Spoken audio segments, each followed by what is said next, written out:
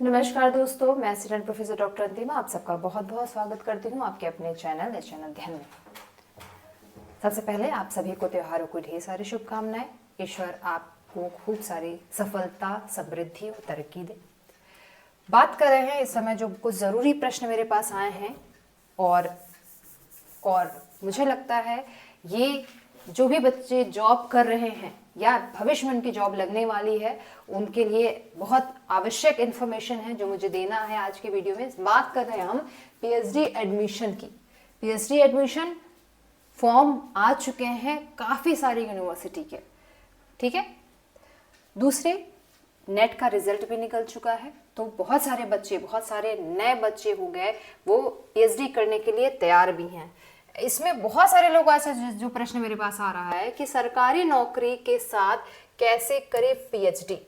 सरकारी नौकरी के साथ, सरकारी नौकरी के अलावा अगर आप प्राइवेट भी कर रहे हैं तो उसमें भी, क्योंकि प्राइवेट नौकरी में करने के बाद आपको पीएचडी की ज़रूरत पड़ती है और प्राइवेट नौकरी से भी आपको छूट नहीं मिल सकती क्योंकि वो आपको विदाउट पे जो है वो अलाउ करते हैं, पे के साथ नहीं अलाउ कर सकते। ऐसे में हम क्या कर सकते हैं कि आपकी पीएचडी भी साइड बाय साइड चलती रहे और आपकी नौकरी भी चलती रहे। या अगर आप सरकारी नौकरी है तो आपको क्या छूट मिल सकती है पीएचडी करने के लिए, ठीक।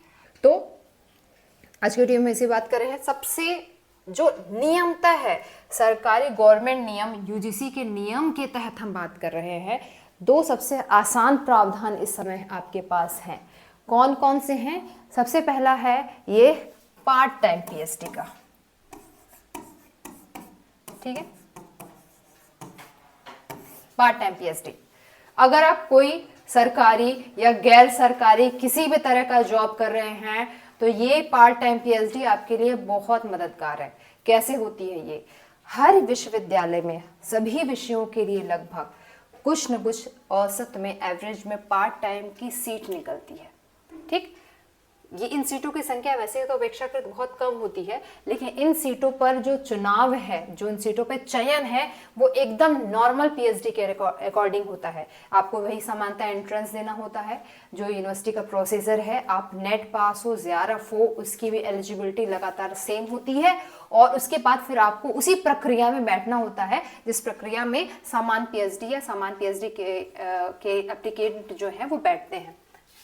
अंतर क्या होता है? बस आपको फॉर्म भरते वक्त ये मेंशन करना होगा कि आप पार्ट टाइम पीएचडी करना चाहते हैं और जिस जगह से कर रहे हैं वहां पर उसकी सीटें होनी भी अनिवार्य है। इसके तहत आपके जॉब क्षेत्र में कुछ साल का जो है वो मिनिमम 3 साल का जो है 3 से 5 साल का अनुभव होना चाहिए। उसका डेटा भी लगता है कि आप कहीं नौकरी कर रहे हैं या कर चुके हैं। अब ये है कि ये जो आपको छूट मिलती है, आप किसी भी फील्ड में अगर नौकरी किए हों, शिक्षा या शिक्षा से अदर भी किसी फील्ड में आप नौकरी कर रहे हैं तो भी आपको पार्ट टाइम पीएचडी का लाभ मिलता है, ठीक। तो पहला हो गया, आप अगर नौकरी के साथ कर रहे हैं सरकारी, अगर गैर सरकारी नौकरी भी है तब भी आप पार्ट टाइम पीएचडी का लाभ उठा सकते हैं।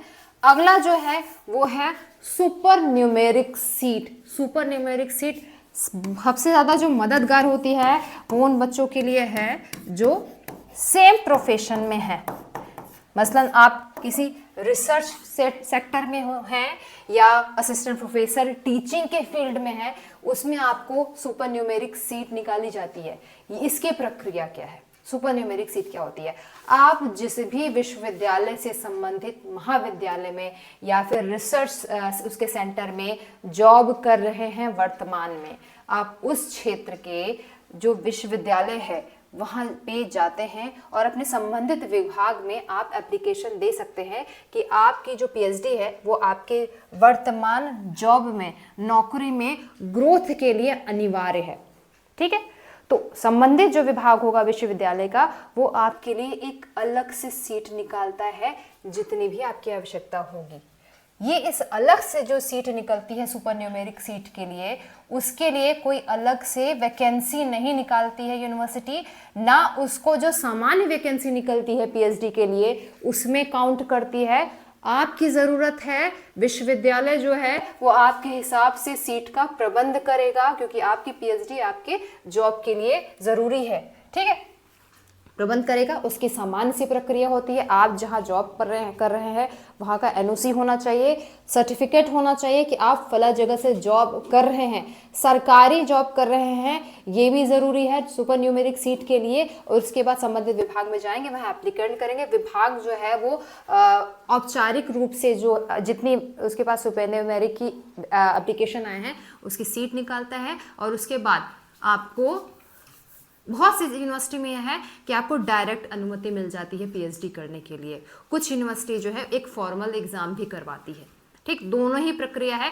ज़्यादातर जो यूनिवर्सिटी है वो आपको डायरेक्ट पीएचडी के लिए एनरोल कर लेती है। ठीक है, तो ये दो तरीके सबसे आसान है, एक तो पार्ट टाइम पीएचडी, दूसरा जो है वो सुपर न्यूमेरिक सीट के अंतर्गत आप पीएचडी कर सकते हैं। इसके अलावा सामान्य क्षेत्र जो पीएचडी बच्चे कर रहे हैं उसके साथ भी कई यूनिवर्सिटी जो है वो छूट देती हैं कि 35 किलोमीटर के रेंज में अगर आप कोई जॉब कर रहे हैं जहां से आपको आने जाने की बाकायदा छूट मिल रही हो एनओसी के साथ, तो भी आप पीएचडी कर रहे हैं। लेकिन उस तरीके से प्रक्रिया से जो 35 किलोमीटर के रेंज में है उस तरह की प्रक्रिया से कि बहुत सारे क्लॉज हैं छोटे छोटे, जिसको आप पूरा डिटेल पढ़ लें उसके बाद ही उस तरीके से एनरोल होएं। अगर आप वर्तमान में जॉब करना चाहते हैं या कर रहे हैं तो ये दो तरीका आपके लिए सबसे बेस्ट है। ठीक है, तो अब आप नए जो सीट निकल रहा है या जो नया सेशन शुरू हो रहा है, अगर आप जॉब भी कर रहे हैं तो चिंता मत करिए, आपके पास बहुत सारे ऑप्शन हैं। ठीक, तो तैयारी करते रहिए। और आपने नेट निकाल लिया है और आगे की प्रक्रिया के लिए निश्चय ही अब आप तैयारी कभी करना चाहेंगे, तैयारी करना चाहते हैं तो तैयारी करने के लिए आपको एचएन अध्ययन जो है वो आपके साथ में है।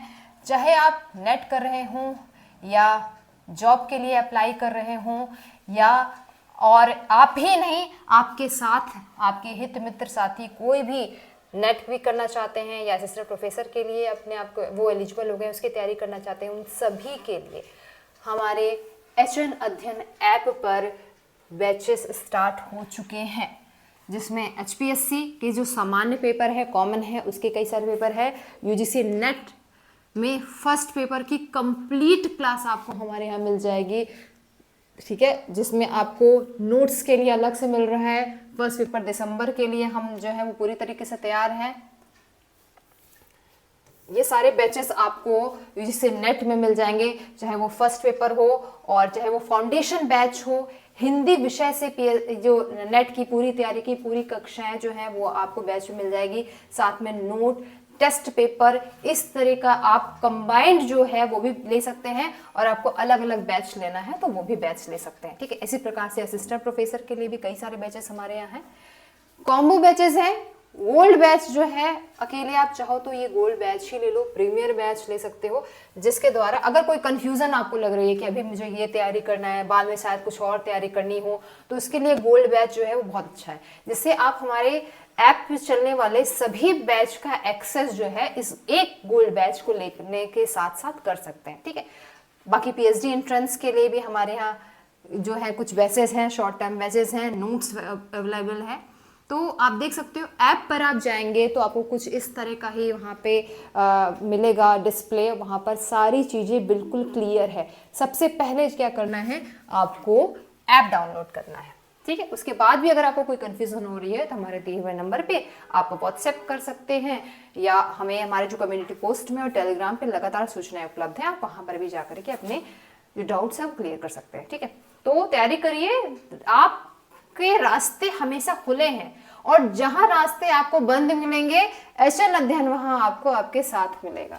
ठीक है, तो सभी को ढेर सारी शुभकामनाएं, आप सभी तैयारी करते रहिए। शुक्रिया।